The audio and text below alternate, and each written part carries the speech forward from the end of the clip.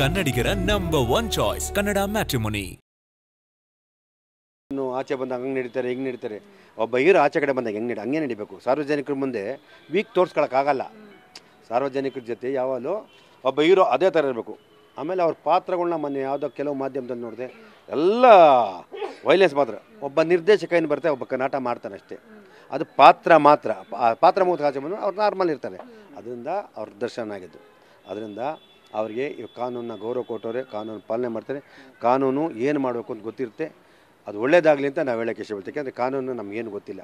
ನ್ಯಾಯಾಲಯ ನ್ಯಾಯಮೂರ್ತಿಗಳು ಅವ್ರು ತೀರ್ಮಾನ ಮಾಡ್ತಾರೆ, ಯಾವ್ದು ಅನ್ಯಾಯ ಯಾವ್ದು ನ್ಯಾಯ ಏನಾಗಿದೆ ಅಂತ. ಅವ್ರಿಗೆ ಅದಕ್ಕೆ ಇದಾಗಿದೆ. ಆಮೇಲೆ ಇನ್ನೊಂದೇನು, ತಮ್ಮ ಮಾಧ್ಯಮ ಮುಖಾಂತರ ಚಿಕ್ಕಣ್ಣ ಪಿಕ್ಚರ್ ನೋಡಿ ಆ ಥರ ಒಬ್ಬ ವ್ಯಕ್ತಿ ಅವ್ನ ಮೈಂಡಲ್ಲಿ ಗೊತ್ತಿಲ್ಲ ಇದು ಬಗ್ಗೆ.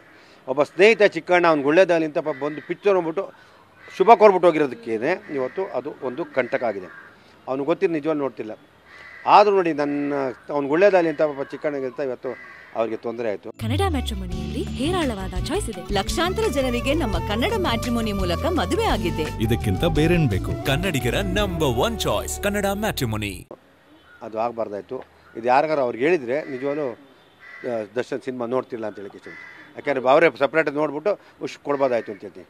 ಸರ್, ಅವರು ಲಾಯರ್ಸ್ ಹೇಳ್ಬೇಕಾಗಿತ್ತಲ್ವಾ ಸರ್? ನೀವು ಜಾಮೀನಲ್ಲಿ ಆಚೆ ಬಂದಿರೋದು ಇವಾಗ, ಅದು ಹೆಲ್ತ್ ರೀಸನ್ ಹೇಳ್ಕೊಂಡು, ಸೊ ನಿಮಗೆ ಆದಂಥ ಒಂದಷ್ಟು ರೆಸ್ಟ್ರಿಕ್ಷನ್ಸ್ ಇರುತ್ತೆ, ಎಲ್ಲೂ ಪಾರ್ಟಿಗಳು ಮಾಡ್ಕೋಬಾರ್ದು, ಮತ್ತು ಮೂವಿ ನೋಡೋದಕ್ಕೆ ಸಾಕ್ಷಿ ಜೊತೆ ಹೋಗಬಾರ್ದು ಅನ್ನೋದು ಲಾಯರ್ಸ್ ಇನ್ಫಾರ್ಮೇಷನ್ ಕೊಡಬೇಕಾಗಿತ್ತು ದರ್ಶನ್ ಅವ್ರಿಗೆ ಅಂತ ಅನಿಸುತ್ತೆ. ಆಮೇಲೆ ಪಾರ್ಟಿ ಇದ್ರೆ ಸಾರ್ವಜನಿಕರು ಹೋಗಬಾರ್ದು. ಅದು ಅವರು ಕೂತ್ಕೊಂಡು ಜೊತೇಲಿ ಊಟ ಮಾಡಿದ್ದು ಅದೆಲ್ಲ ಪಾರ್ಟಿ, ಅದೇ ತಪ್ಪಲ್ಲ. ಯಾಕೆಂದರೆ ಒಬ್ಬ ವಿಟ್ನೆಸ್ ಜೊತೆ ಮಾಡಬಾರ್ದು ಅಂತ ಹೇಳಿದ್ದಾರೆ. ಆಮೇಲೆ ಇದೆಲ್ಲ ಹೇಳ್ಬೇಕಾಯ್ತು. ಅವ್ರಿಗೆ ಗೊತ್ತಿಲ್ಲ. ಅವ್ರಿಗೆ ಪಾಪ ದರ್ಶನ ಒಂಥರ ವರ್ತಿ, ಅವ್ರಿಗೆ ಕೆಟ್ಟದ್ದು ಮೈಂಡ್ ಗೊತ್ತಿಲ್ಲ.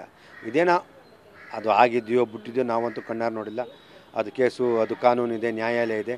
ನ್ಯಾಯಾಲಯ ತೀರ್ಮಾನ ಎಲ್ಲರೂ ಬಾಗಬೇಕು. ಆಮೇಲೆ ಯಾವುದೋ ವಿಷಯದಲ್ಲಿ ಅವರು ತುಂಬ ಈ ಥರ ಅಶ್ಲೀಲ ಪದಗಳಿಗೆ ಹೇಳಿದ್ದಾರೆ, ಅಭಿಮಾನಿಗಳು ಹೇಳಿದ್ದಾರೆ. ದಯವಿಟ್ಟು ಈ ಥರ ಯಾರು ಮಾಡಬೇಡಿ. ಯಾರ ಹೆಣ್ಮಕ್ಳಾಗಲಿ, ನಮ್ಮ ಹೆಣ್ಮಕ್ಳಾಗಲಿ, ನಿಮ್ಮ ಹೆಣ್ಮಕ್ಳಾಗಲಿ, ನಮ್ಮ ಮನೆಯವ್ರು ನಿಮ್ಮನೆ ಯಾರು ಆ ಥರ ಪದವನ್ನು ತುಂಬ ಜನಕ್ಕೆ ಬೈದಿದ್ರು ಅವರು.